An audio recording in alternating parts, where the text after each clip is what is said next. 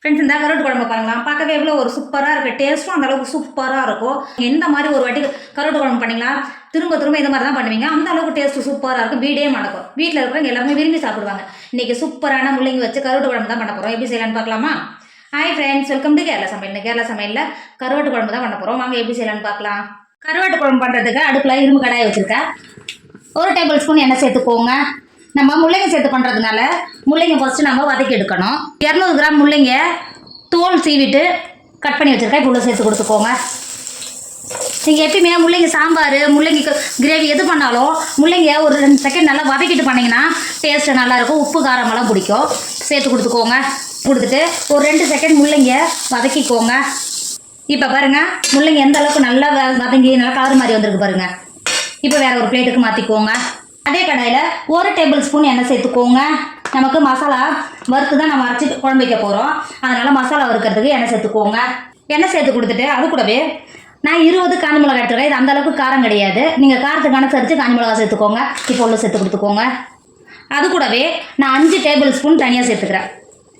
மல்லி சொல்லுவாங்க பார்த்தீங்களா, மல்லி தான் சேர்த்து கொடுத்துக்கிறேன். சேர்த்து கொடுத்துக்கோங்க. அது கூடவே 1/2 டேபிள் ஸ்பூன் ஜீரகம் சேர்த்துக்கோங்க.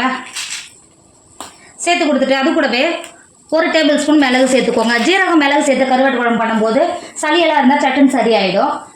சேர்த்துட்டு ஒரு 10 நிமிஷத்துக்கு மசாலாவோட வாசனை வர வரைக்கும் நல்லா வறுத்துக்கோங்க.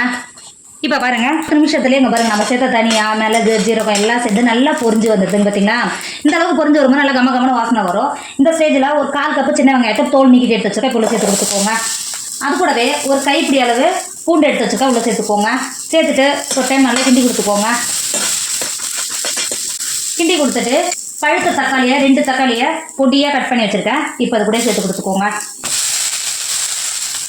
நம்ம சேர்த்து தக்காளி வெங்காயம் பூண்டு நம்ம தனியாக கூட நல்லா சேர்ந்து நல்லா வருந்து வர வரைக்கும் வதக்கிக்கோங்க. நம்ம சேர்த்த வெங்காயம் தக்காளி பூண்டு எல்லாம் சேர்ந்து எந்த அளவுக்கு நல்லா வதங்கி வந்திருக்கு பார்த்தீங்களா. இந்த அளவுக்கு வதங்கினாவே போதும். இது நல்லா இப்போ அடுப்புலேருந்து இறக்கிட்டு நல்லா ஆற விடுங்க. ஆற விட்டுட்டு 1/4 கப்பு தண்ணி சேர்த்து நல்லா பேஸ்ட்டாக அரைச்சி எடுத்துக்கோங்க. குழம்பு பண்ணுறதுக்கு அடுப்பில் ஒரு மண்சட்டி வச்சுக்கோங்க.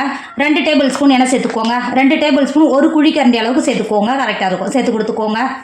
எண்ணெய் சேர்த்து எண்ணெய் நல்லா சூடாயிடுச்சு. 1/2 டேபிள் ஸ்பூன் கடுகு சேர்த்துக்கோங்க. அது கூடவே 1/2 டேபிள் ஸ்பூன் பெருஞ்சீரகம் சேர்த்துக்கோங்க. 1/4 டேபிள் ஸ்பூன் வெந்தயம் சேர்த்துக்கோங்க. வாசனை நல்லா சூப்பராக இருக்கும். சேர்த்து கொடுத்துக்கோங்க. கடுகு வெந்தயம் பெருஞ்சீரகம் சேர்த்து நல்லா பொரிஞ்சு வந்துடுச்சு. 2 கொத்து கருவேப்பிலையை உள்ள சேர்த்துக்கோங்க. சேர்த்து கருவேப்பிலையும் பொரிஞ்சு வந்துடுச்சு. 1/4 கப்பு சின்ன வெங்காயத்தை பொடியாக கட் பண்ணி வச்சுருக்கா. இப்போ உள்ள சேர்த்து கொடுத்துக்கோங்க. சின்ன வெங்காயம் சேர்த்து பண்ணும்போது இதோட டேஸ்ட் நல்லா சூப்பராக இருக்கும். சேர்த்து கொடுத்துக்கோங்க. அது கூடவே ஒரு கைப்பிடி அளவு நான் பூண்டை தோல் நீக்கிட்டு எடுத்து வச்சுருக்கேன். இப்போ உள்ள சேர்த்து கொடுத்துக்கோங்க. வெங்காயம் வதங்கிறதுக்கு 1/2 டேபிள் ஸ்பூன் உப்பு சேர்த்துக்கோங்க. உப்பு சேர்த்து கொடுத்துட்டு வெங்காயத்தை ஒரு 10 நிமிஷத்துக்கு வதக்கிக்கோங்க. இப்போ பாருங்கள், வெங்காயம் எந்த அளவுக்கு நல்லா வதங்கி வந்திருக்கு பார்த்தீங்களா. இப்போ இந்த ஸ்டேஜில் 1/4 டேபிள் ஸ்பூன் மஞ்சள் சேர்த்துக்கோங்க. அது கூடவே 4 பச்சை மிளகாயை காம்பை மட்டும் நீக்கிட்டு எடுத்து வச்சுருக்கோம். உள்ள சேர்த்துக்கோங்க. இந்த பச்சை மிளகாய் நாளைக்கு கஞ்சோடு சாப்பிடும்போது அதோட டேஸ்ட் அந்தளவுக்கு சூப்பராக இருக்கும். எனக்கு ரொம்ப ரொம்ப பிடிக்கும். சேர்த்து கொடுத்துட்டு ஒரு பெரிய சைஸ் உருளைக்கிழங்க தோல் நீக்கிட்டு கட் பண்ணி வச்சுருக்கேன். இப்போ சேர்த்து கொடுத்துக்கோங்க. சேர்த்து கொடுத்துட்டு நம்ம வதக்கி வச்சுருக்கோம்ல முள்ளங்கி இப்போ உள்ள சேர்த்துக்கோங்க. சேர்த்து கொடுத்துட்டு வெங்காயத்தோடு சேர்த்து நல்லா வதக்கிக்கோங்க.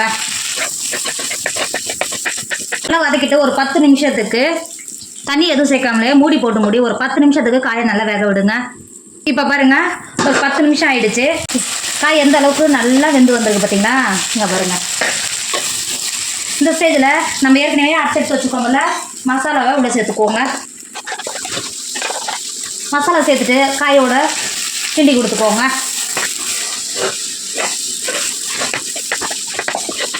இப்போ பாருங்கள், மசாலா சேர்த்து ஒரு 10 நிமிஷத்துலேயே எந்த அளவுக்கு நல்லா எண்ணெய் பிரிஞ்சு நல்லா வதங்கி வந்திருக்கு. இப்போ இந்த ஸ்டேஜில் அரைநெல்லிக்காய் சைஸு புளியை 10 நிமிஷத்துக்கு முன்னாடியே தண்ணியில் ஊற வச்சுருந்தேன். இப்போ கரைச்சிட்டு புளி தண்ணியை உள்ளே சேர்த்துக்கோங்க. சேர்த்து கொடுத்துட்டு ஒரு டைம் நல்லா கிண்டி கொடுத்துக்கோங்க. இந்த ஸ்டேஜில் உங்களுக்கு எந்த அளவுக்கு தண்ணி தேவையோ சேர்த்து கொடுத்துக்கோங்க. நான் மிக்சியில் மசாலா அரைச்சேன் பார்த்தீங்களா, அதுலேயே 1/4 கப்பு தண்ணி சேர்த்துக்கிட்டேன்.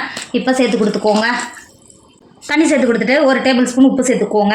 நம்ம கருவாடை சேர்க்கறதுனால உப்பு கம்மியாகவே சேர்த்துக்கோங்க. சேர்த்துட்டு ஒரு டைம் நல்லா கிண்டி கொடுத்துக்கோங்க. இந்த அளவுக்கு நல்லா கிண்டி கொடுத்துட்டு மூடி குழம்ப கொதிக்க விடுங்க. இப்போ பாருங்கள், குழம்பு எந்த அளவுக்கு நல்லா கொதிச்சு கெட்டியாக வந்திருக்கு பார்த்தீங்களா. அங்கே பாருங்கள், இப்போ ஒரு டைம் நல்லா கிண்டி கொடுத்துக்கோங்க. இந்த அளவுக்கு நல்லா கிண்டி கொடுத்துட்டு 150 கிராம் கருவாடை ஒரு 10 நிமிஷத்துக்கு சுடு தண்ணியில் போட்டு நல்லா க்ளீன் பண்ணி கழுவி எடுத்து வச்சுருக்கேன். இப்போ கருவாட்டை உள்ள சேர்த்துக்கோங்க. கருவாட்டை சேர்த்து கொடுத்துட்டு மூடி ஒரு 10 நிமிஷத்துக்கு கருவாடும் சேர்ந்து நல்லா வெந்து வரும். வேக விடுங்க. இப்போ பாருங்கள், கருவாடை சேர்த்து எந்த அளவுக்கு நல்லா கொதிச்சு வந்துருக்கு பார்த்தீங்களா? திறக்கும் போதே அந்தளவுக்கு கம்மன்னு வாசனை அந்தளவுக்கு சூப்பராக இருக்கும். ஒரு டைம் நல்லா கிண்டி கொடுத்துக்கோங்க. கிண்டி கொடுத்துட்டு நம்மளோட கருவாட்டு குழம்பு சூப்பராக ரெடி ஆகிடுச்சு. இறக்கிக்கோங்க. இப்போ பாருங்கள், நம்மளோட கருவாட்டு குழம்பு எந்த அளவுக்கு நல்லா சூப்பராக இருக்குது பார்த்தீங்களா? கமன்னு வாசனையோட அந்த அளவுக்கு டேஸ்ட்டு சூப்பராக இருக்கும். 2 நாள் வச்சாலும் கெட்டு போகாது. பார்க்கவே எவ்வளோ ஒரு சூப்பராக இருக்குது பாருங்கள். இப்போ ஒரு டைம் நல்லா கிண்டி கொடுத்துக்கோங்க. நீங்கள் கருவாடு வாங்கினா இந்த மாதிரி குழம்பு பண்ணி பாருங்கள். வீட்டில் இருக்கவங்க எல்லாருமே விரும்பி சாப்பிடுவாங்க. டேஸ்ட்டும் அந்த அளவுக்கு சூப்பராக இருக்கும். கண்டிப்பாக நீங்களும் ட்ரை பண்ணுங்கள். என்னோட வீடியோ உங்களுக்கு பிடிச்சிருந்தா உங்கள் ஃப்ரெண்டு உங்கள் ஃபேமிலிக்கு ஷேர் பண்ணுங்கள். மறக்காமல் கேரளா சமையல் சப்ஸ்கிரைப் பண்ணிக்கோங்க. தேங்க்யூ.